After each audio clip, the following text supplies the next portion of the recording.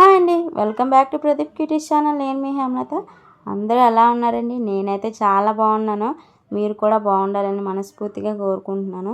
ఇంకెవరైనా మన ఛానల్ని ఫస్ట్ టైం చూస్తున్నట్టయితే ఇప్పుడే సబ్స్క్రైబ్ చేసుకోండి. అలాగే పక్కనున్న బెల్ సింబల్ని కూడా ప్రెస్ చేసేయండి. మన నోటిఫికేషన్స్ అన్నీ మీకు వచ్చేస్తాయి. ఇంకా ఈ వ్లాగ్ వచ్చేసి సండే రోజు వ్లాగ్ అనమాట. సో ఏమాత్రం లేట్ చేయకుండా వ్లాగ్లోకి అయితే వెళ్ళిపోదాము. నాన్ స్టాప్గా 5 డేస్ నుంచి వర్షాలు అయితే పడుతున్నాయి కదా. చూడండి, ఎర్లీ మార్నింగే క్లైమేట్ ఎంత బాగుందో, చాలా బాగుంది. ప్రశాంతంగా అనిపించింది మొత్తం స్కై అంతా. ఇంకా నైటే మొత్తం కిచెన్ అంతా క్లీన్ చేసేసుకున్నాము. వెదర్ అయితే కూల్గా ఉంది కదా, మనకి వేడివేడిగా టీ కొంచెం తాగేద్దామని చెప్పేసి మేమైతే టీ పెట్టేసుకున్నాము. టీ ఓ పక్క మరుగుతుంటే టిఫిన్కి రెడీ చేస్తున్నాను. టమాటా కొత్తిమీర చట్నీ రెడీ చేస్తున్నాను. ఒక పక్క వేగుతున్నాయి, ఒక పక్క టీ కూడా అయిపోయింది.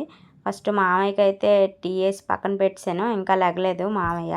ఇంకా తర్వాత నాకు, మా హస్బెండ్కి, మా అక్కకి టీ అయితే వేసేసాను. ఇంకా ముగ్గురు టీ అయితే తాగేసాము. ఇంకా మా ఇద్దరు పిల్లలు ఇక్కడ దుప్పట్లు అయితే మడతేస్తున్నారు. అంటే ఎప్పుడు మా పెద్ద అబ్బాయి మడతేస్తాడు, కానీ తనకు కొంచెం ఇయర్ పెయిన్ వస్తుంది. అందుకని చెప్పేసి ఈసారి డ్యూటీ మా చిన్న అబ్బాయి తీసుకున్నాడు అనమాట.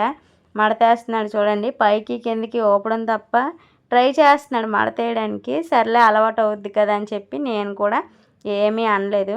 కానీ ఈరోజు బలవంతం ఉపయోగించి మంచం కూడా తీసాడు. చూడండి ఎంత పట్టుదలగా తీసేస్తున్నాడు మంచం. ఇంకా పరుపు కూడా ఫోల్డింగ్ చేసి మంచం లోపల కూడా పెట్టేశాడు. ఇంక మొత్తం అంతా సెటప్ అంతా తనే సెట్ చేసుకుంటున్నాడు ఈరోజు మా చిన్న అబ్బాయే. నేనైతే అలా చూస్తున్నాను ఎంతవరకు చేయగలడా అని చెప్పేసి.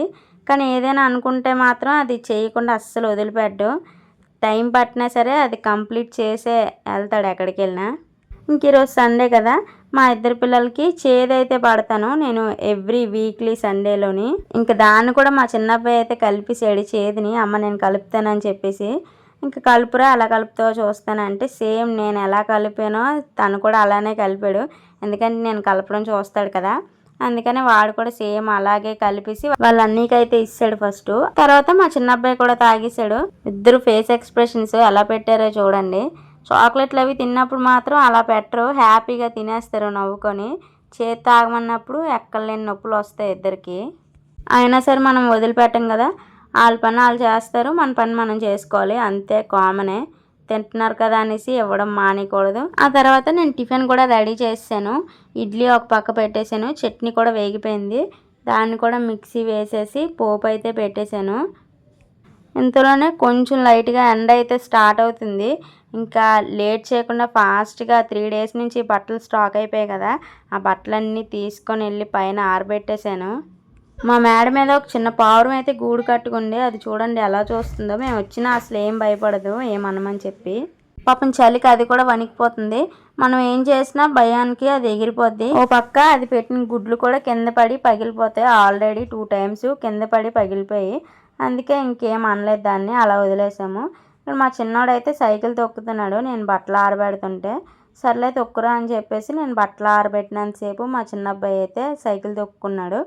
నాన్ స్టాప్గా వర్షం పడుతుంది కదా 5 డేస్ నుంచి. చూడండి మొక్కలు అవి ఎంత బాగున్నాయో, మంచి గ్రీన్ కలర్లో ఉన్నాయి. చూడగానే మొక్కలు చాలా అందంగా కనిపించాయి. ఇంకా 5 డేస్ నుంచి వాటర్ నాన్ స్టాప్గా ఉండడం వల్ల వాటికి మనము ఏం చేయక్కర్లేదు. ఇంకో 2 డేస్ వరకు వాటర్ అంతా అందులో స్టోర్ అయ్యి ఉంటుంది కదా. చాలా బాగా అనిపించింది మొక్కలు చూడడానికి. ఇంకో పక్కన చలికి మా స్వీటీ చూడండి ఎలా ముడుచుకొని పడుకుందో. అలా కదలకుండా పడుకుంది. కానీ మేము ఎక్కడికి వెళ్తే అక్కడికే వెనకాల చుట్టూ తిరుగుతుంది. ఎన్నిసార్లు తిరిగితే అన్నిసార్లు తిరుగుతుంది. దానికి అసలు కాళ్ళు నొప్పెట్టవేమో, పైకి కిందకి తిరుగుతూనే ఉంటుంది. కానీ మేడం గారు దానికి దుప్పటి కప్పినా ఉంచుకోవట్లేదు, అసలు ఏం చేసినా ఉంచుకోవట్లేదు. ఒంటిపైన కిందనే పడుకుంటుంది కదా. బయట చలి కూడా చాలా ఎక్కువ ఉంది. ఒక చాప వేసినా చాప మీద పడుకోదు, దుప్పటి వేసినా దుప్పటి మీద కూడా పడుకోదు. ఇంకా లాభం లేదని చెప్పేసి మా హస్బెండ్ది బనేన్ ఉంటే ఆ బనేన్ వేసేసాము. దెబ్బకి ఇంకా ఏం చేయలేక అలా ఉంచుకుంది. లేకపోతే బయటన చాలా చలిగా ఉంది కదా. ఒకవేళ మనం బలవంతంగా దుప్పటి కప్పినా మనం ఉన్నంత వరకు దాన్ని ఉంచుకుంటుంది. మనం ఏమాత్రం పక్కకి వెళ్ళిపోయినా దాన్ని తీసి పక్కన పడేస్తుంది. అంత తెలివైంది మా స్వీటీ. ఇంకా టిఫిన్ చేశాను కదా, టిఫిన్లు అయితే అందరికీ పెట్టేశాను. ఇంకా నేను కూడా టిఫిన్ తినేసాను. టైం అయితే 8:30 అయిపోయింది. ఇంక ఈరోజు సండే కదా, స్పెషల్స్ ఏంటంటే ఉన్నాయంటే చికెన్ తీసుకొచ్చారు మా హస్బెండ్. మొత్తం 3 కేజెస్ తీసుకొచ్చారు. ఫ్రైకి కర్రీకినా. టిఫిన్ నేను చేస్తాను కదా, వంట అయితే అక్క చేస్తున్నారు. ఇంకా నేనైతే కిందకి నీళ్ళు పడడానికి అయితే వెళ్ళాను. మాకు కొలాయి లేదనమాట, కింద నుంచే పైకి మోసుకోవాలి, వీధి కొలాయే.